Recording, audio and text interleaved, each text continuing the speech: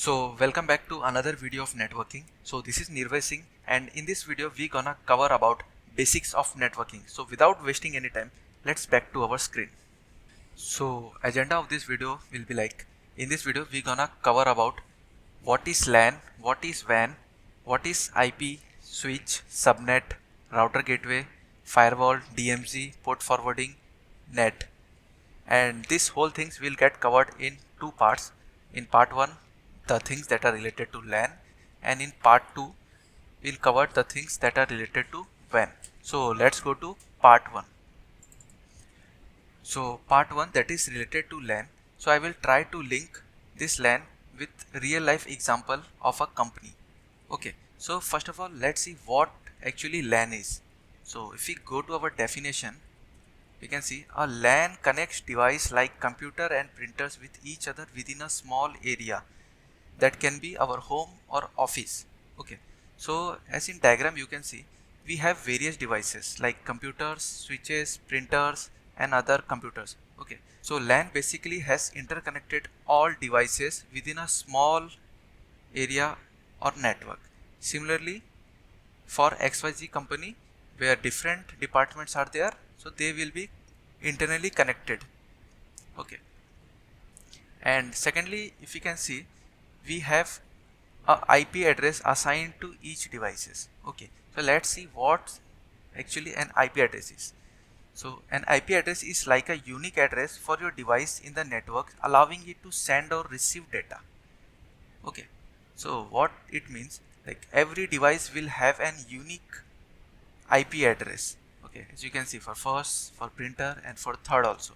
Okay, if we take compare with XYZ company, where we have different departments like sales, dev or testing, so each employee inside it will have their employee ID. Okay, now further we go to switch. Okay, so let's see first what switch is. So if we say like a switch connects multiple devices in a LAN and makes sure data reaches the right device. Okay, so if I take example of this XYZ company only. Okay, suppose employees from dev have done their deployment task. Okay, now they want that their product to get transferred into testing phase. Okay, so what they will do, they will just reach out to their TL saying that, hey, I have done the development and could you please pass this to tester team. Okay, so this test TL will say like, okay, I can do this for you. Okay, so basically this is acting as a switch between this dev users and test users, or we can say dev user systems and between test user system. If we take an example in this LAN, so suppose this user wants a printout. Okay, so it will just reach out to this switch by saying, hey, I want to take a printout. So the connection will flow something like from user to switch, and from switch it will go to printer. Okay, as switch will consist of all the addresses of different devices that are internally connected.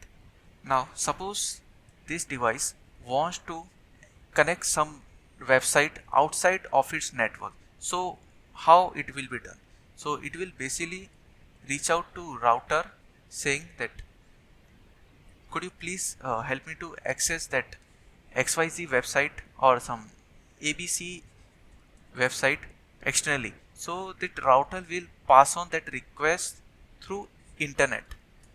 Okay, so if you see definition of router, so router connects your LAN to a WAN and directs data to the right destination. So exactly that what the thing was happening from user system. It was the router was redirecting its traffic from this LAN to WAN, which is outside of wider area network. Okay, if we take example of this XYZ company, suppose this employee wants to go outside from his company, so they can easily reach out to their, like by passing through their guards, and they can easily go to external, like outside from their office. So like guard is acting as a router in between. Okay, but the question comes here, how this network will know whether the devices are from local area network. So here actually the subnet comes into picture. So if we go to our definition and see definition for subnet, a subnet divides a network into smaller parts and describe range of your local area network. So let's see what actually it means. Okay, so first of all, I write the IP address of this device and this device. Okay, so for first, as it is 192.168.5.1. okay, and second IP is 192.168.5.10. okay, so the subnet basically describes the range of your local area network. Okay, so for that, if I write that subnet mask, it will be 255.255.0.0. okay, so why it is written like that? If you see, like first two octets of both the IPs are constant. Okay, so we have 255.255, but the last two octets are not constant. So that's why we have this 00 over here, means this last two octets can change. Okay, and if I take example of this XYZ company, as we have like different departments, sale, dev and testing. Okay, if I try to write employee ID of any users of any department, let's say for sales and dev, so it will be like something XYZ dot for department S and some IPs, let's say 15.10, and for user in dev it will be XYZ company name and D for dev and then some IP. Okay, so it will be like that. And if I try to write subnet mask for this, it will be like 255.0.0.0. Why it is like? As we can see, the first octet is constant, so we have written like that. So we can say that it was in local area network. All the devices are within a local area network, whether it was for this first two octet constant or it was for first. So we can say that devices are in local area network. Okay, and if we conclude all the things, if a network has IP, subnet and a gateway, so with the help of this, devices pretty much can talk within the local area network as well as outside their local area network. Now you will be saying like what this gateway is. So gateway is nothing but IP address of our router. Okay, so I'm hoping that you are clear with this part 1 related to LAN. So moving towards our part 2, that is related to WAN. Now in part 2, that is related to WAN, we will see things that are related to wider area network. So we have already seen in part 1 that what is router and why it is used, like it is used for making communication between that devices from local area network to wider area network, and the gateway was actually that IP address of this router. So if you see that definition also, okay, a gateway is an entry point and exit point of your network, usually as your router's public IP. Okay, so till now we have seen that what was gateway and what was router. Okay, but router has some functionalities. So what are they that we will discuss? Okay, so that are NAT, DMZ, firewall and port forwarding. So we will see what these are actually and what they are doing. Now we will see what is NAT and what it is doing. Okay, so first of all we will see its definition. So it says like NAT lets multiple devices in your network share public IP addresses. Okay, so as you can see in diagram for this device, okay, it has the private IP 192.168.5.10, but when it goes to outside network, okay, so it is something like 51.65.23.22. Also for different that device 1, it is 102.83.51.0. okay, so NAT is actually doing that translation, means whenever device is going to outside network, that is in wider area network, via it goes through router, and after that due to NAT it IP gets converted. Okay, so inside the local area network it is something else, and outside area network it will be something else. Okay, now if we further move towards, now suppose if this device wants to access this system, okay, so if it tries to access, so simply this firewall will not allow. So why?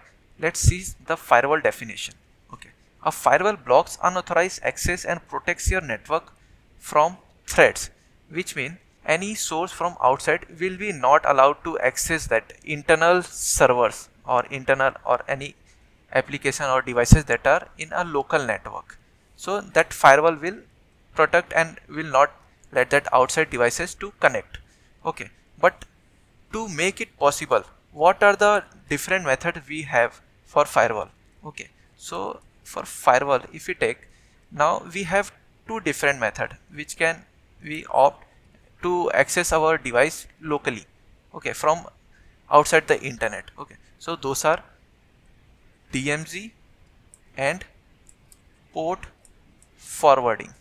Okay, so what does this DMZ is actually? So let's again back to our definition. So it says a subnetwork containing an organization exposed outward facing service like server accessible from internet.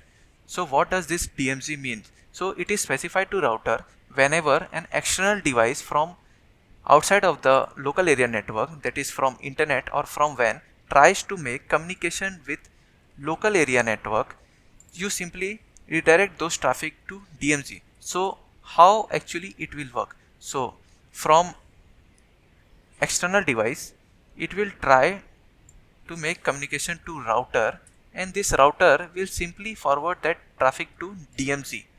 Okay, and the server sitting inside this DMZ will get accessible to that user by bypassing that firewalls. Okay, now here the whole responsibility of that server or the DMZ will rely on them only. Now we will see what this port forwarding is. Okay, so let's go to our definition. So it says port forwarding allows specific devices or services in your network to be accessed from outside. Example, website on a server.